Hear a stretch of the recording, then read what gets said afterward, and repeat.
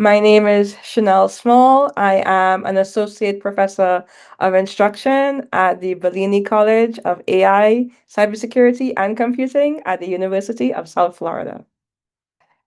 With AI being ubiquitous, I tend to use it as a study guide for myself and as a prep assistant for my courses. Like many people, I wasn't using it well the first time that I encountered AI. I would ask it to do bigger things and then get disappointed with the result and then discard it and do the project on my own.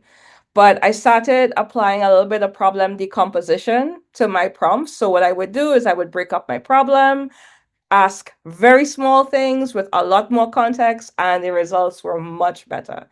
And I actually encourage my students to use AI as a study tool. So the only limitation is that they cannot use it for exams, but I do encourage the use of AI as a study tool for notes, to develop additional questions for practice, to explain difficult concepts, create your own flashcards, create mini quizzes, create a mock exam. All of those, I think, are productive uses of AI in the classroom.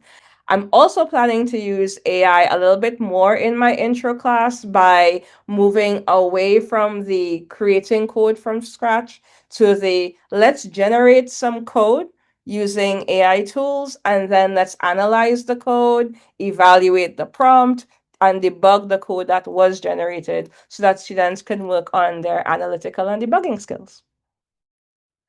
I think communication skills can be helpful because it allows anyone to think of different ways to express the concept that they're trying to explore or the way that they're trying to ask a question of AI. For instance, what some students will do initially, like many of us, is that they would try to ask AI to do something big, not really realizing that in their prompt, it might be a bit too much to ask in that point of time. And so by doing some kind of communication or debate team or anything like that, right, what that allows them to do is it allows them to reframe the things that they're asking, maybe restructure the questions that they were going to prompt with. And more importantly, think about the perspective of a person that is not in that field. And I think that helps them really improve their communication skills. If you had to explain something that you were passionate about to somebody who was not in your field, and you wanted to be clear in your explanation while also showing your passion for that subject, how would you do that? And I think that really resonates with students, and it allows them to tailor their AI prompts in a way that feels more natural to themselves. And it allows the AI to understand, oh, okay, I am beginning to understand the context in which these questions are being asked. And so the results that you get from AI are usually more satisfactory.